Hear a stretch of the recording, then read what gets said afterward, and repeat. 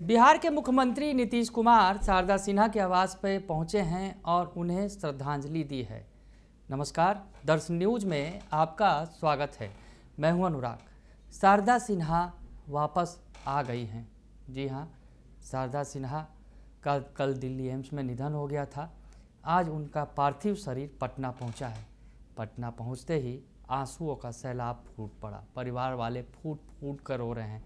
उनके बेटे अंशुमन सिन्हा बार बार रो रहे हैं। एयरपोर्ट पर पहुंचे तो रोने लगे, घर पहुंचे तो रोने लगे। घर परिवार वालों से लिपट कर रो रहे हैं। परिवार में छोटी सी बच्ची है, 2 साल की पोती, वो खोज रही है दादी को, दादी कहाँ हैं। पूरे परिवार में कोहराम मचा हुआ है और शारदा सिन्हा के निधन से अपूरणीय क्षति हुई है। शारदा सिन्हा इस ऐसे वक्त में गई हैं जिस वक्त बिहार में छठ पर्व मन रहा है और छठ पर्व में शारदा सिन्हा की आवाज़ ही चारों तरफ गूंज रही है। उनके गाने गूंज रहे हैं और इस बीच शारदा सिन्हा का निधन हुआ है। पिछले 11 दिनों से वो एम्स में थी, भर्ती थी और इलाज चल रहा था उनका। आखिरी वक्त में उन्हें वेंटिलेटर पर रखा गया था, लेकिन डॉक्टरों के अथक प्रयास के बावजूद उन्हें नहीं बचाया जा सका। कैंसर की गंभीर बीमारी से पीड़ित थी शारदा सिन्हा और पति के निधन के बाद टूट गई थी। पति का निधन पिछले 45 दिनों पहले ही उनका निधन हुआ था और उसके बाद शारदा सिन्हा टूट गई थी और उनकी बीमारी जो है काफ़ी गंभीर अवस्था में पहुंच गई थी। शारदा सिन्हा का पार्थिव शरीर आया है। पटना स्थित राजेंद्र नगर स्थित आवास पर उनका शव को रखा गया है और लोगों के लिए अंतिम दर्शन के लिए उनका तांता लगा हुआ है। इस बीच सूबे के मुख्यमंत्री नीतीश कुमार भी पहुँचे हैं। अंतिम दर्शन को उन्हें नमन किया है और जिस तरह से सीएम नीतीश कुमार ने जो बातें कही हैं, सीएम नीतीश कुमार ने कहा है कि अपूरणीय क्षति हुई है। सीएम नीतीश कुमार ने कल देर रात निधन के बाद एक पोस्ट भी किया था जिसमें उन्हें अपूरणीय क्षति बताया था उनके निधन को। और साथ ही साथ सीएम नीतीश कुमार ने ऐलान किया है कि शारदा सिन्हा का जो अंतिम संस्कार होगा राजकीय सम्मान के साथ किया जाएगा। तो कल सुबह में ये अंतिम संस्कार होगा। 8-9 बजे का वक्त है, जो परिवार वालों ने बताया है कि 8-9 बजे के वक्त में सुबह कल अंतिम संस्कार किया जाएगा। राजकीय सम्मान के साथ अंतिम संस्कार का ऐलान किया गया है।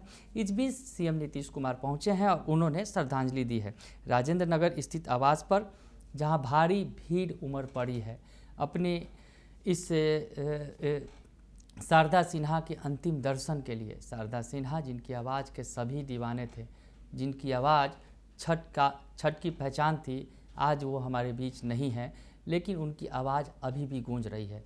इत्तेफाक कहें या फिर कुछ और चमत्कार, क्योंकि शारदा सिन्हा अब हमारे बीच नहीं हैं, उनकी आवाज़ खामोश हो गई है, लेकिन पूरे बिहार ही नहीं, यूपी से लेकर दिल्ली और पंजाब तक जो है ये आवाज़ गूंज रही है। जहाँ जहाँ छठ हो रहे हैं वहाँ वहाँ शारदा सिन्हा के गीत गूंज रहे हैं।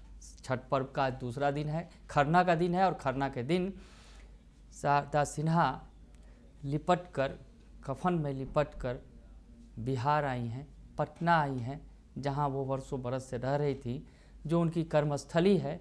और इस कर्मस्थली पर उन्हें सभी नमन कर रहे हैं। सूबे के मुखिया नीतीश कुमार ने भी नमन किया है और कहा है कि स्वर्गीय शारदा सिन्हा के छठ पर्व पर जो सुरीली आवाज़ में गाए मधुर गाने बिहार, उत्तर प्रदेश समेत पूरे देश के भागों में गूंजा करते थे। उनके निधन से संगीत के क्षेत्र में ही नहीं बल्कि पूरे बिहार को अपूरणीय क्षति हुई है। तो मुख्यमंत्री ने स्वर्गीय शारदा सिन्हा के आत्मा की चिर शांति और उनके परिजनों, प्रशंसकों और अनुयायियों को दुख की घड़ी में धैर्य धारण करने की शक्ति प्रदान करने की ईश्वर से प्रार्थना की है। तो सीएम नीतीश कुमार ने नमन किया है। स्वर्ग कोकिला अंतिम यात्रा पर चली गई। कल उनका अंतिम संस्कार होगा, राजकीय सम्मान के साथ होगा। इस बीच सूबे के मुख्यमंत्री नीतीश कुमार ने उन्हें सम्मान देते हुए उनको श्रद्धांजलि दी है। बने रहिए दर्शन न्यूज के साथ। तमाम खबरों से आपको अपडेट रखेंगे। फिलहाल के लिए इतना ही। धन्यवाद।